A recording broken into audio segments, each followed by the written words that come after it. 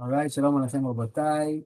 Welcome to our Wednesday class in Yalkut Yosef. And today, right before we begin Ilchot Shabbat, we have a test on the last few topics that we've been learning, which mainly have to do with berachot, a little bit of tefillah as well. Well, let's see. So you all have it, I hope, before you. These are 12 questions with the answers. Our custom is to choose each person to deal with each question, but hopefully without looking at the sheet as much as possible. But even if you need to, it's okay, as long as you review it and you try to remember. The main goal over here is to remember. So since on my screen, the first face I'm seeing here is Steve, then I'm going to choose Steve to begin with question Sure. number one. So question number one is, why do we wash hands before a meal, before eating bread? It's because the Kohanim, when the temple is rebuilt, they're supposed to eat the holy food. Okay, Truma, so very good. Yeah, in truma. order, teruma, yeah. So in order to do that, you have to wash your hands. So we don't know when the temple is going to come back. So we don't want to get in bad habits. So we want to make sure that they get used to washing their hands. Basically that's why. Amazing. So why do we let the Kohanim do it? Why do we do it? I think it's all of us, we have to wash their hands also. So we're used to the process of So we are doing it just for the Kohanim, just so that the Kohanim will yeah, for the remember Kohanim, yeah, we're doing it. Even though when the temple will be built, we won't have to wash our hands. right, This yeah. is all a Gzerah of Chachamim, so that the Kohanim don't forget that when it's going to be rebuilt, look how much emunah we're supposed to have that any day it could happen, and that's the only reason why we keep this halacha. Amazing, amazing. Chazaku baruch. All right. Another reason that we mentioned, which is not as dramatic, but it has to do with cleanliness and holiness. All right, but I would like all of you to remember this serach tuma. It's called. God forbid if a kohen would eat a teruma in impure matter. That's impure matter. That's our main food. All right, question number two to the next face on the screen for me is Simon, Mr. Simon. Are you ready? Can almost give you the answer word for word. I'll tell you that. Okay. When do we wash hands with a blessing and when without? And what about what is the required amount for Birkat Hamazon? So if one eats less than a kezait, which is an olive size, it's not obligatory. But one who still does it, I believe, if you still do it for that, it's still okay, and we praise that person. But If it's, he says a bracha or no? I'm saying you can still say, or you can strict if one who is strict and washes. So you Exactly. don't say bracha. If you want to be strict to wash, good. But less than that, you don't have to. Definitely no bracha either way. All right. And if you eat between an olive size and an egg, you wash without a blessing. Right. If it's more than the size of an egg, you wash with a blessing. All right. So You wash and you say a blessing. in conclusion, the only time we're obligated to wash with a blessing is More than an egg. more than an egg, more than 2 ounces. Very good. Now, what about Birkat Hamazon? Automatically, you have to say it if it's more than a kazayit. All right, you summed it up very nicely. Exactly, Raul. Guys, I don't see your faces, but I see your names. So I'm just gonna choose and I'm gonna assume you're fully here listening. Yigal, would you like to be next? Sure. Okay, fantastic. What is pataba bekisnin? If you remember, we learned this topic called pataba bekisnin, which is the item that we say mezonot on. And what would be the blessing on sweet challah for Ashkenazim or Sephardim? So the pot is if if it meets either of the three categories, if it has like filling, if there's any filling, if it's sweet, and or if it's crummy. Fantastic. Right. If it's crummy, then these three we would make it mezonot. Very good. And the difference for Ashkenazim and Sephardim, if the bread is sweet, then we say mezonot. But for Ashkenazim, they only say mezonot if it's like I don't remember. If the majority of the ingredients are non-chamotzi items, like if the majority is not flour with water, but instead of water, they put honey or sugar or oil or eggs. So if those take over, or those are the majority, then it mezonot. It doesn't matter how sweet it is for them. If those are a minority, it's not going to be mezonot. But for us, boom. Once we take a taste of the bread, and that's what you're okay, we'll get to allowed to taste or not allowed to taste. But once we taste the bread and we see that it's sweet, it has to be mezonot. Would it be very rare for them to say that then? To say mezonot? Like, how often is it majority sweet? Honestly, no. In fact, they actually make a lot of breads that are mezonot, and they're mezonot for them and not for us, because it doesn't just have to be sweet items. Eggs and oil are also in the category of items that could take it away from the majority. Or instead of using water, they use mei perot, which is like a juice. Right, so the bun may not taste as sweet that for us it's going to be mezonot, but according to their criteria, it could be. Like on the plains, that's a famous example we always give, where for Sfaradim, the glatt kosher bread that comes in a bag, it says on it mezonot. It's for Ashkenazim because it's not so sweet, but the items have a majority of mezonot. But for us, it's going to be amotzi lechem min haaretz. So yeah, they actually make them in bakeries all over Israel, lachmaniot mezonot. I'm sure they have it in the States, but over here people look for that because when you have, let's say, Askara, Asal, whatever, lo alenu, someone in shul has it, not everybody's going to wash this, that. They buy those items specifically so that people can say mizonot. Then you have a lot of problems with Faradim that think it's mizonot, even though for them it's hamotzi, and they wanted to do good, and they ended up, so you got to know these halakha. This is important halakha. For us, it goes by flavor. Let's stick to what we need to know. Taste it. If it's sweet, and it's subjective, meaning some guy could say, no, this is how I eat bread. This is normal to me. Some could say, this is sweet as a cake to me. So for each one of them, it's going to be a different beracha. All right. Question number 3. Eitan, you're the next on my list. Are you ready for this? Let's try. Question number 4. In Birkat Hamazon, when do we stop? Sorry, do we stop to answer amen? And where must Birkat Hamazon be recited? And until when? How long can I still say Birkat Hamazon after I ate? So that's a bunch of questions. Let's take it step by step. Do I stop to say amen during Birkat Hamazon? So that would be to someone else, Right. right? So you shouldn't, because it's I guess like Amidah, so you would wait till the end of the 4th paragraph. Fantastic.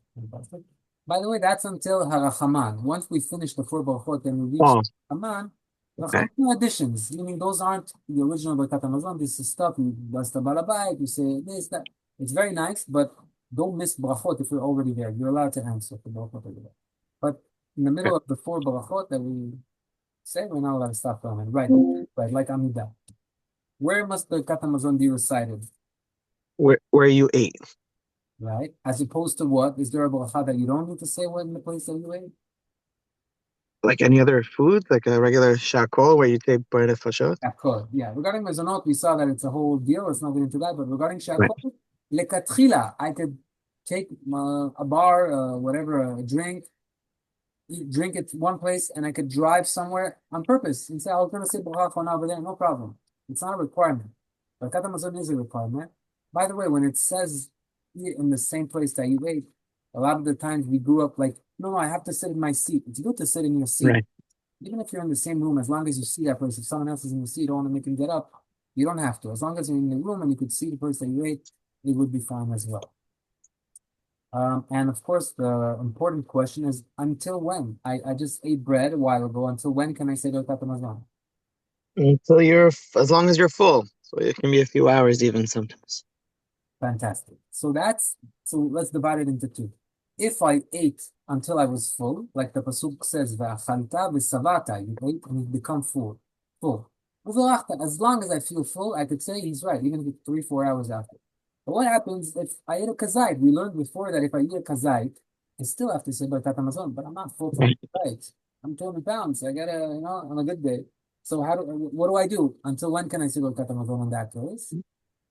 You said 70, 72 minutes? 72 minutes. Which in halacha, 72 minutes is called zman ikul, the digesting time. A certain time where if I digest it until then, it's still okay. So we have to know this. When you come to say Birkat, let's say everybody says it on time, or happened to be a long Shabbat, you ate this, that, you came back, oh my God, I never benched. Think to yourself, wait, when I ate, was I full? Okay, so if I was full, and I'm still full now, I could say it. It's not, I missed it. But if I ate and I was not full, did 72 minutes pass? So that's how you have to measure it. Okay, very good. Next one is, oh, Yona joined us as well. Yona, you're coming after Johnny. Johnny, are you ready? Johnny, give us a holla if you're there. Okay. Yeah, sorry, you're calling me? Yes, yes, of course. This is a test, Johnny. I don't expect you to be. Okay. Mechila. Ready? Okay, what happened? Yeah, I guess so. I don't know. Bezat Hashem, a chodmoni test, don't worry. Okay, if someone forgot to say Retzeh v'achalitzenu, all right, what is the din? Retzeh v'achalitzenu. Actually happened to me a few weeks ago. All right. If it's Friday night and Shabbat lunch, the first two, you have to repeat everything. Fantastic. If it's Seudah Shlishi or the third meal, you don't have to because you're not obligated to eat bread. Right, because we're not sure if you have to eat bread over there or not. Okay, very good.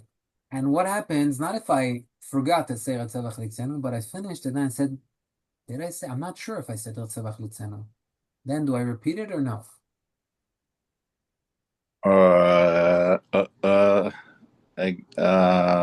I don't think so, no. Very good. We don't repeat it. In none of them, you never repeat it. Exactly. Why? What's the logic behind it? So this is a foundation for us. The logic is that even though Birkat HaMazon, when I ate a certain amount, is from the Torah, v'achalta v'savata u'verachta, the bracha is from the Torah. But adding Retzeh v'achalitzenu into Birkat HaMazon is from Chachamim. Why is it important? Because when I have a doubt about something from Chachamim, Midirabanan, we are more lenient. We don't say it. Safek brachot lakeh. So since I have a safek if I said it or not, I'd be lenient, and that's why I do not repeat it. So again, first two meals, if I definitely didn't say it, I will repeat it. Any other case, I don't say. All right, Yona, you're up. How are you feeling with the next question? Okay, I'm going to break it down to you. Let's take it question by question. Okay. How many must eat bread for a zimun of 10 people? 10 people on Shabbat are eating. They want to do Birkat HaMazon, but not everybody ate bread. What's the minimum of people that ate bread in order for us to say zimun? Okay, same as a minyan. You have to be at least 6 people. You're very close. It's 7. It's 7. 7. Okay. In a minyan, it's 6. You're right. It's a surprise in Birkat HaMazon, but the Chachamim say that in Birkat HaMazon it has to be like a visible majority, not just 6, but a visible majority, and they say 7. All right. It makes me wonder what's the difference between a zimun and tefillah, but either way, that's the requirement. All right, but the question is not over. Wait, Ziv, sorry. The other 3, they have to have mezonot or anything? Something, even shakol. Something. Okay. Yeah. All right. Now, to these 10 people that we gather for Birkat HaMazon, can we add a child, someone that's not 13 yet? Yona, it's still you. Are you up for this? Yeah. Sure. So one minor has to be at least like 6 years old. Exactly. Meaning minor that understands who we're praying to. That's the criteria. Yeah, it doesn't have to be bar mitzvah, but like just has to be just has to have conscious of understanding that it's Birkat HaMazon. And as you said, up to 1. All right. Now, next question. We're in an event, and there are 10 different tables. Now, in my table, there are only 6 people, but each table has 6 people on. We're eating together. Can we say Birkat HaMazon, or everybody has to be on my table? How does that work? No, so if you eat together, if you're in the same table, that counts. If you're separate tables, does not count. Like you're not together. Right. So we learned that the first part is right. If everyone's on the table, it's the easiest. But if we're in an event, so even though we're not eating on the same table, but if we're eating together, in the beginning you said that, if we are eating together, everybody's in the same wedding, right? It's not like they're in a bar mitzvah, I'm at a wedding, we happen to, no, we're in one eating together. Yeah. We could see each other's tables, then we are allowed to join. We gave an example in the class of yeshiva boys. This happens in yeshivot where the tables can fit up to 6 people, but they're all eating in the dining room breakfast. So they're not going to do zimun b'asara. There are 100 people there. Of course they do the zimun. So it has to do with if you're all there eating together. This is actually how we do in Kanisa in the morning whenever we have breakfast.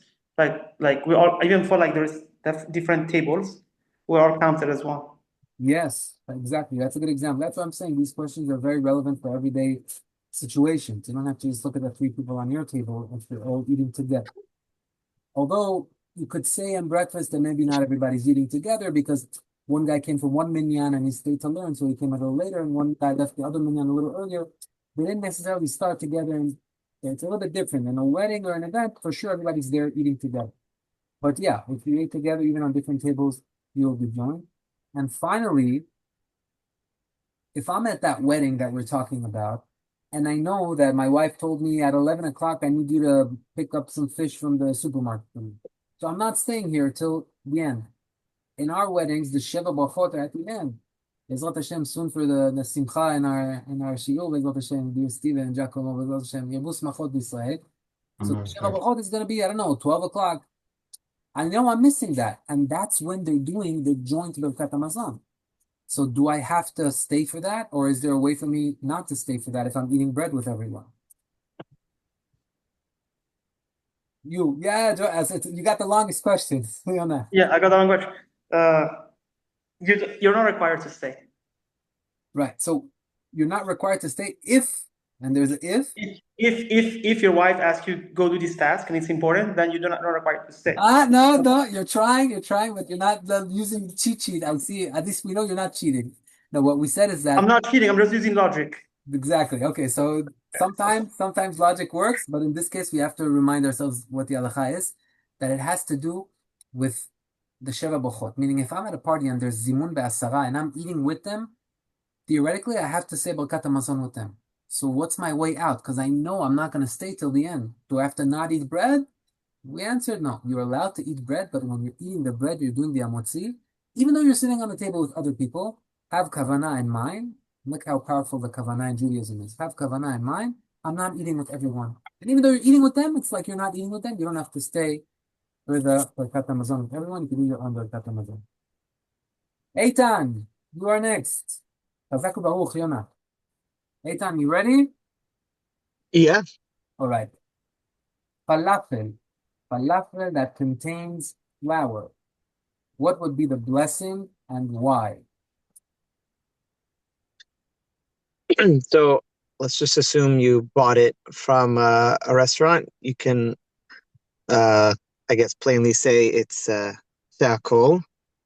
But I guess I know that if I make it at my house and I know it's mostly chickpeas, because that's what it's based in, I would likely say adama, but I guess generally we say she'akol.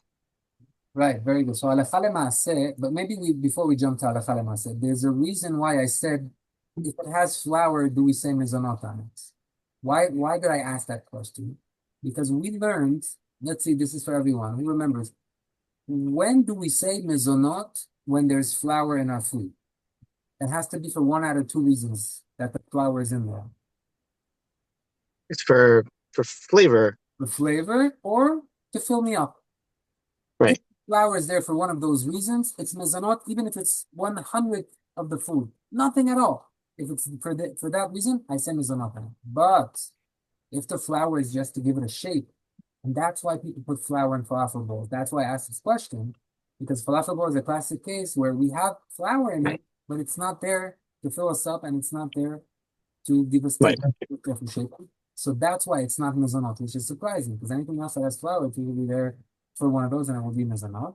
And as you said, correct. Rabbi Ovadia says it's adama because of the majority of the chickpeas, and Rabbi Yalkut Yosef says, even though the majority is chickpeas, but since it changed its face and it changed its name, it's not called chickpeas, it's called falafel.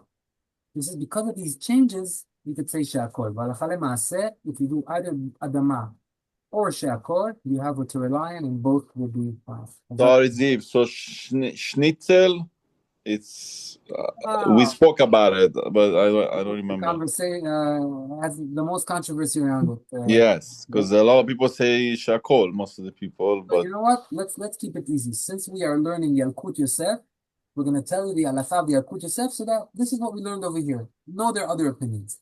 The opinion of the Yalkut Yosef is that even though some people think it's mezonot, because as we said, it has flour in it, and the flour is there not to just give shape. The flour is there because I want the flour. Come to a kid and ask him, you want chicken breast or you want schnitzel? No, I want schnitzel. People want it. It has better taste. So it should be mezonot. Says Yalkut Yosef, that's only the halacha when it's a blend, when the mezonot is blended in the food. But if it's there to give taste, but it's not blended, it's just a wrapping around, then the halacha is that you go according to majority. And in most cases, the schnitzel, the breadcrumbs are not the majority, the chicken is the majority, and it's going to be shakor. If you're having one of these crazy deep fried tempura schnitzels that, it's a little piece of chicken with a huge mezonot around it, so the majority of there is already mezonot, everybody's going to agree that's mezonot. But a classic schnitzel that has 80% chicken and 20% breadcrumbs, since they are surrounding it and they're not blended within it, according to Yalkut Yosef, it would be shakul nabigavo. I personally admit that I've said different bachot in different periods of my life, according to what Rav I'm following. You have to find a path, but Baruch Hashem, here we're Yalkut Yosef, so we're saying the halacha according to Yalkut Yosef. All right. So I guess, Steve, we're going back to you. We finished the first round. Question number 8. After blessing, what are the required time and amount for eating or drinking to obligate an after blessing? All right. And then we ask, is there an amount one should avoid eating and why? Repeat the first part. Is it about drinking or eating? So the beracha achona, after blessing, what is the Yes. required amount for eating or for drinking? How much do I need to I eat? think it's a revi. No, is a revi? So let's start. Food and drinks, they're different. Okay. For drinks is a revi. Of eat. In how much time? I don't remember. In basically in one sip, meaning in one drinking. No stopping. If you want to do one stopping. Oh yeah, I have continuously. Yeah.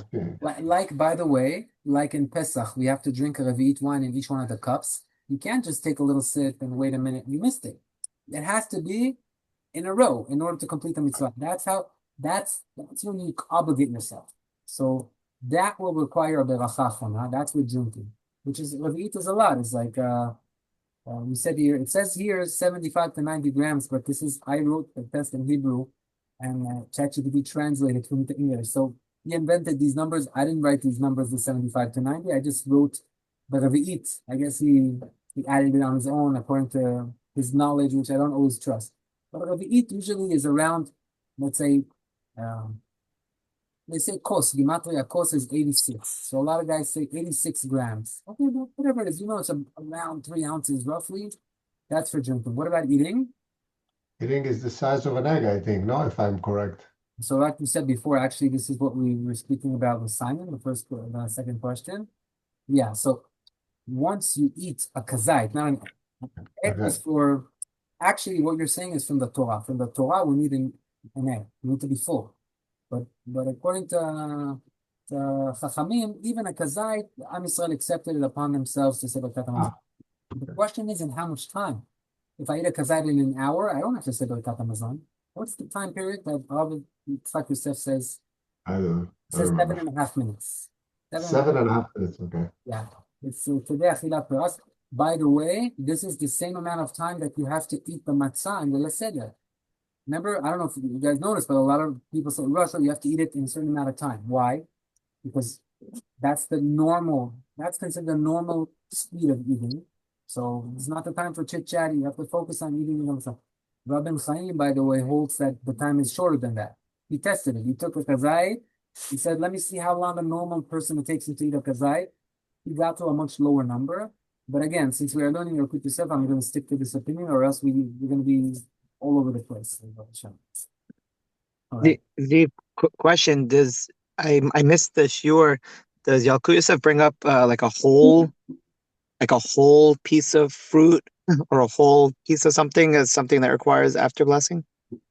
Oh, you're asking a good question. So regarding the beracha achona on fruits, some say, for example, a raisin, even though it's very small and it doesn't have a kazait within it, but since it's a complete item, it's like it's not an apple, but it's like a full item like an apple, maybe that gets the importance of beracha achona. Halacha l'maaseh, we don't say beracha achona. If we just ate one raisin, we're not going to say ala etz v'al.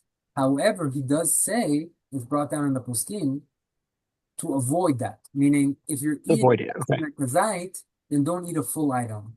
So usually, if you eat already a handful of raisins, you know, sometimes it's hard to get. If you're eating one or two raisins, then maybe bite it in the middle, you know? It's a little strange to do that, but yeah, raisins is the extreme case. That's why I'm bringing raisins. But other fruits, you eat 4 or 5 grapes, you're already at a kazait. Just raisin, I guess, is probably the most classic case where you could reach that, where it's a complete item.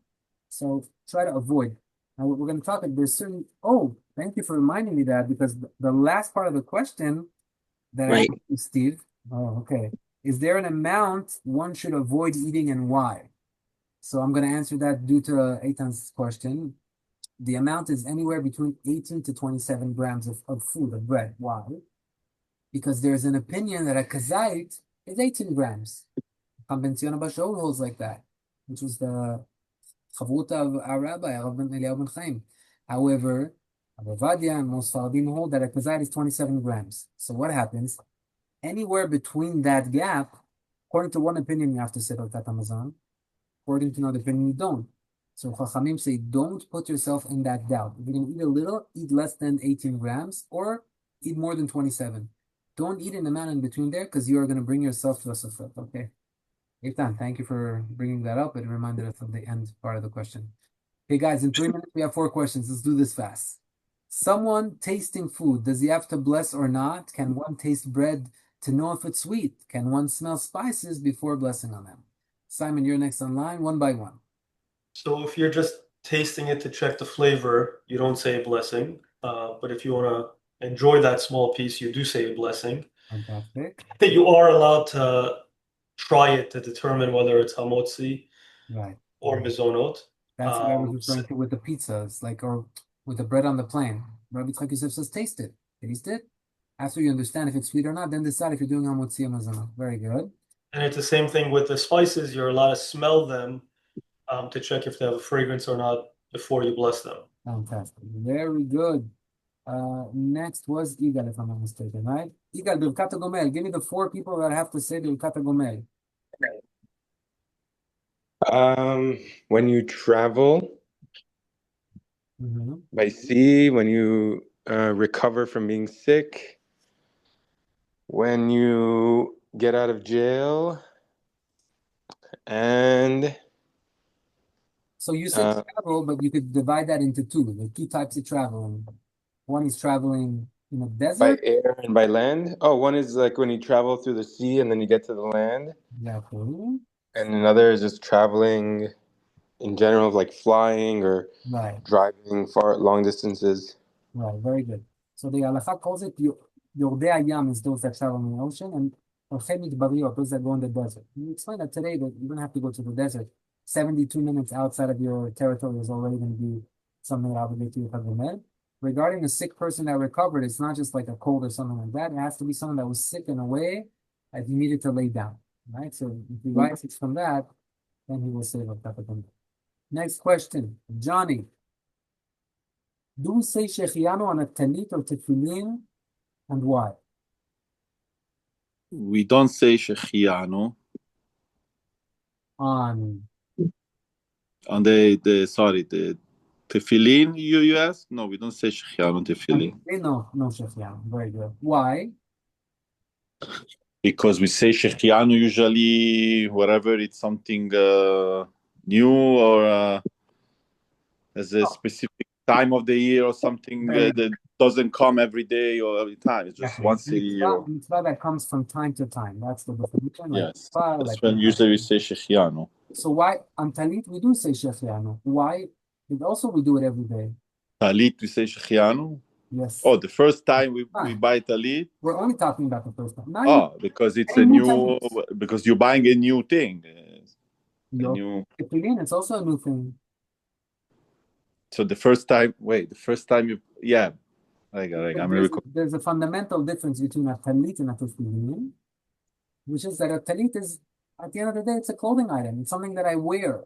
So okay. A new suit, a new shirt. Even though today it's just an item for tefillah, but back in the day, they just put tzitzit at the end of their clothing. So a talit was really a clothing item that had tzitzit at the end. So the bottom line, tzitzit is like clothing. We say shechianu. Last question to Yona. All right. Mincha time. Until when can we pray mincha? And what about the repetition of the chazan? Okay, so you can say mincha until the time of sunset. Fantastic. If there's any complication because you're traveling or if you're at work or like you're in the middle of a call, you have permission to like begin like after the sunset, like about 13 and a half minutes after the sunset, Fantastic. give or take. Very Give or take, yes. But like it's always better to do it before. Is there the same deen for chazara? That was very good. Is there the same deen for chazara? I mean, like if it's too late, then like do a shorter chazara.